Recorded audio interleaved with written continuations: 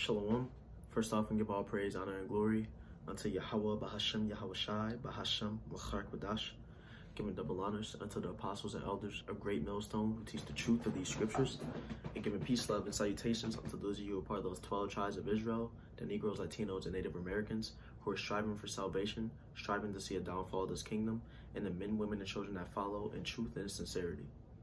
So this lesson I want to get into is going to be on the topic of slavery in the scriptures, on the topic of how slavery was done in ancient times when we abided by the law, because the idea of slavery is misconstrued in today's society, in people's mind today, because of the 1700s, because of how Esau did slavery, because of how the so-called white man did slavery.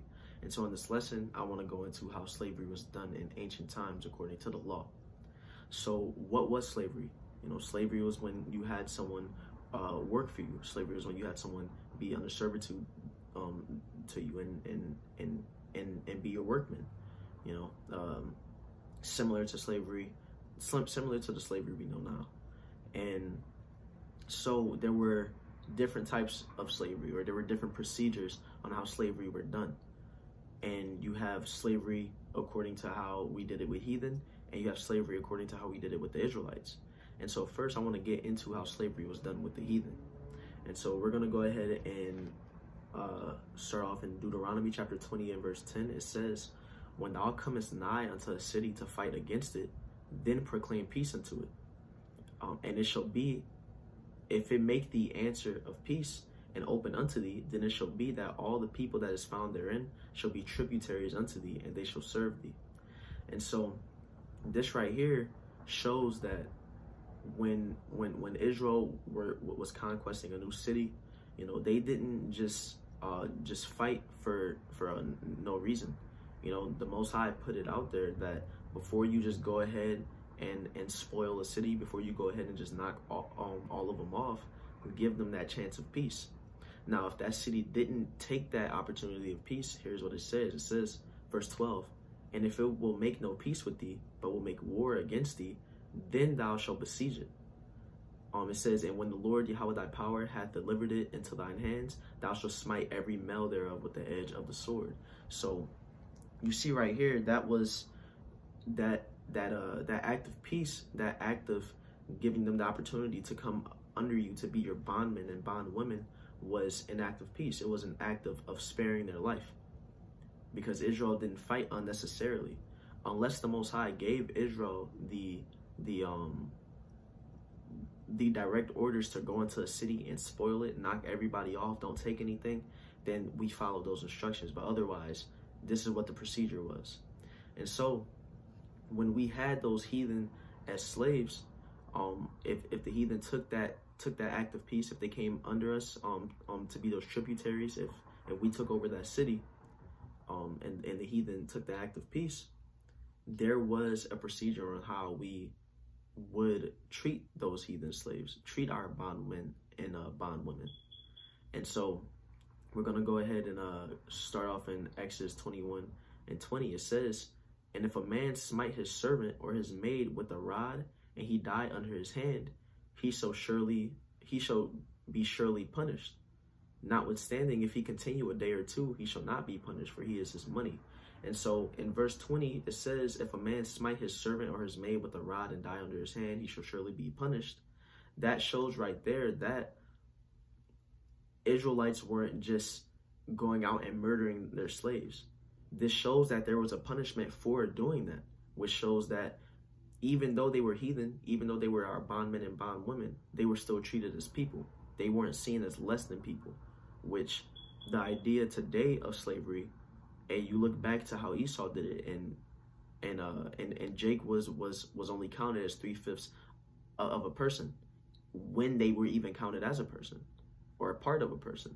And so that is unrighteous in doing that. You're supposed to still treat your servant, treat your slave as if they are a person.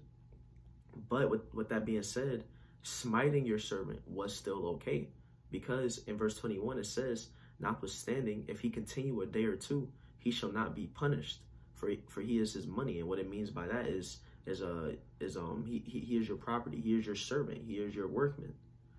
But it says if he continue a day or two, he shall not be punished, because when you smote your servants, you could smite them in an act of discipline, not in an act of a murder. You could smite them in this just shows that there was permission to smite your servants, you know. But it was, again, supposed to be an act of discipline. And it says if he continue a day or two, he shall not be punished. And the reason why you weren't punished if that servant was able to continue is because if that servant was able to continue, that's proof enough that you didn't have intention on murdering that servant, or you didn't have intention on killing that servant. You know, it was in an act of discipline. But in most cases, the punishment, if the servant did die under your hand, was just losing that servant at all, because it says that servant is your money, is your property, is your workman. Losing that workman at all is a loss, because this is a person, this is a workman that you just lost, you know. But if it ended up being murder, then that punishment could be up to, you know, being put to death, because again, murder wasn't implemented in our slavery. And so if we go down to verse 26, it says, and if a man smite the eye of his servant or the eye of his maid, that it perish, he shall let him go free for his eye's sake. And this is showing right there that in how we discipline our servants and how we came down on them, we weren't just hauling, you know, just going all out on them. We were disciplining them. We were hitting them in an act of discipline, but we still had to be careful. You know, this law right here was implemented. If you read verse 27, it says, and if he smite out his manservant's tooth or his maidservant's tooth, he shall let him go free for his tooth's sake. And this is showing right there that this law was that we were still careful with our servants. Again, we could smite them, but this was to make sure that we weren't just going all out on our servants, because that's not how the Most High wanted that to be. And so with that being said, that shows that, yes, we had heathen slaves. Yes, we could discipline those slaves physically. We could hit them, you know. We could discipline them with the rod. The Most High actually encourages that you discipline with the rod, but at the same time, it's supposed to be in moderation. It's supposed to be with carefulness, so that you aren't just injuring your servant, your slave, for no reason. So that is the procedure on how you have a heathen slave. And I also must add that a procedure in having servants and having slaves that was done scripturally, that was done righteously, whether it went for foreigners, for your heathen bondmen and bondwomen, whether it went for Israelites, whether it went for the people who own servants as well. The Sabbath went for everybody. When the Sabbath came around, not only did the people who own servants take a rest, not only did the Israelites take a rest, but for those heathen servants who were underneath the rule of the Israelites, they would get that time of rest as well. We'll get that scripture. This is Exodus chapter 20 and verse 8. It says, remember the Sabbath day to keep it holy. 6 days shalt thou labor and do all thy work, but the 7th day is the Sabbath of the Lord Yahweh thy power. In it thou shalt not do any work, thou nor thy son nor thy daughter, and this is the part right here, thy manservant nor thy maidservant, nor thy cattle nor thy stranger that is within thy gates. For in 6 days the Lord Yahweh made heaven and earth, the sea and all that in them is, and rested the 7th day. Wherefore the Lord Yahweh blessed the Sabbath day and hallowed it. So this is showing right here that we also we still kept the law of the Sabbath, even with the heathen, even with the strangers of other nations that were within our gates. So another type of servant or slave that you had was an Israelite, and this was a different procedure as to why you would have an Israelite as a slave and how you would treat him. because the Israelites, we were, we treated each other as brethren. We treated each other as, a fellow, like family almost, even if you weren't family. And so with that being said, servitude or being a slave, when it came to the other Israelites, was either you were too poor to take care of yourself and your family, or there was a famine where you couldn't sustain for yourself, so you gave yourself into someone who was richer and worked for them as a hired servant, or it was a situation where you had to pay off a debt to somebody and you couldn't pay it off, so you worked for them. And so first off, let's get Deuteronomy 24:14 to touch on that. If you were here, let's just get the scripture. It says, "Thou shalt not oppress an hired servant that is poor and needy, whether he be of thy brethren or of thy strangers that are in thy land within thy gates." And as strangers, it's still talking about an Israelite, but he may not be in your city, or he may come from somewhere else. So that's the difference between that stranger and the stranger that we talked about earlier when it came to the heathen. And so it says, at his day thou shalt give him his hire, neither shall the sun go down upon it, for he is poor, and set his heart upon it, lest he cry against thee unto the Lord Yahweh, and it be sin unto thee. So this is showing right there that you weren't supposed to leave, you weren't supposed to leave, your brethren out there to just fend for himself.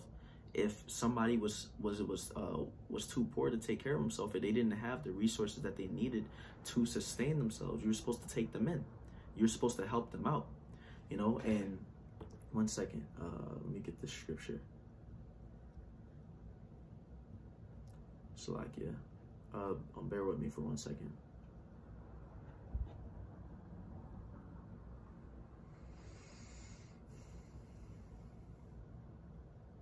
Okay.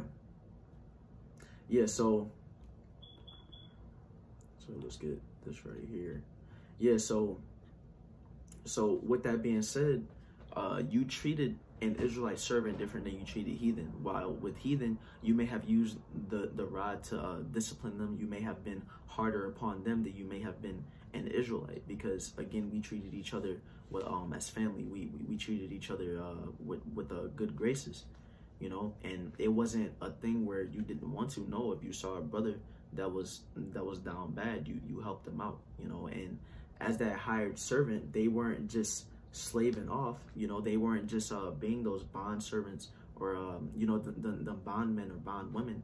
They were a hired servant. They still received their wage at the end of the day. They weren't working for nothing. They were working to put themselves in a better position. So they were almost treated more as employees than what we know as, slaves. And so with that being said, there were different things that there were different rules for Israelite slaves than for heathen.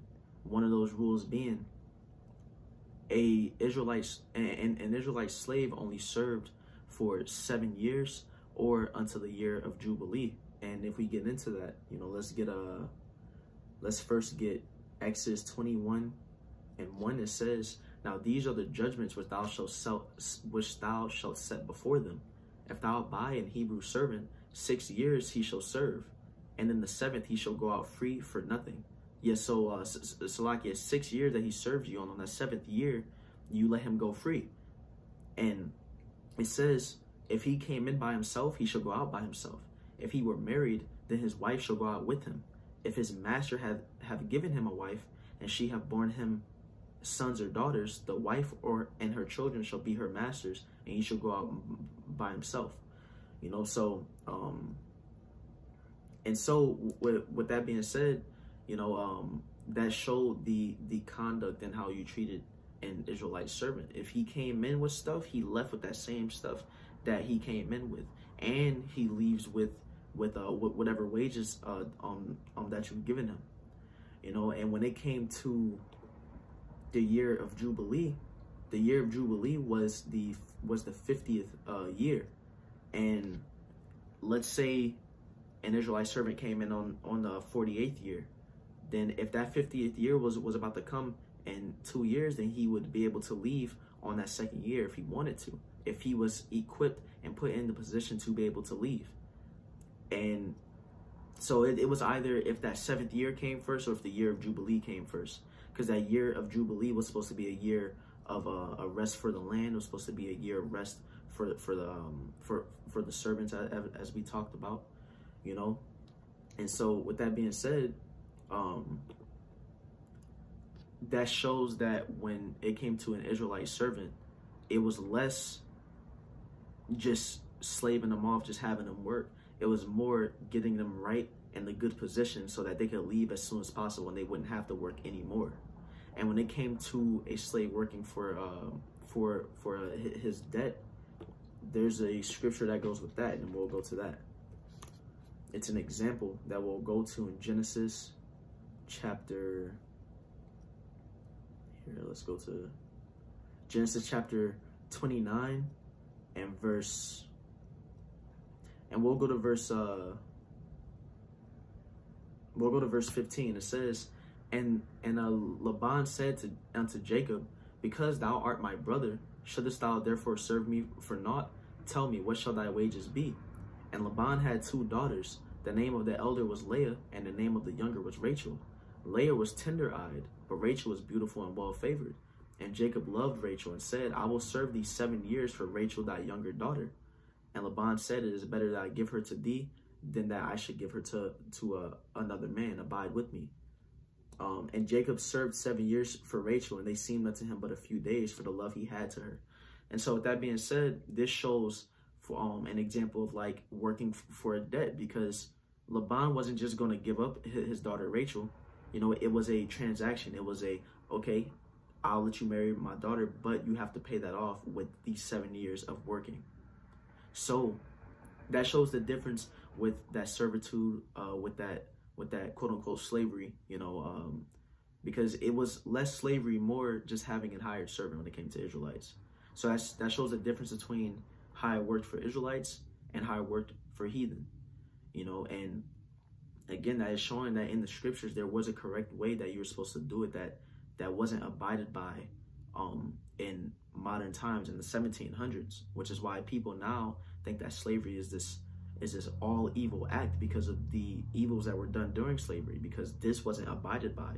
These scriptures, these laws, this conduct on how it was supposed to be done, it wasn't done like that. And so, you know, just want to make this lesson to show the correct way that it was supposed to be done. So hey, with that being said, once again, I want to give all praise, honor, and glory unto Yahweh, Bahashem, Yahweh Shai, Bahashem, Machar Kodash. Again, give double honors to the apostles and elders with great millstones, teach the truth of these scriptures.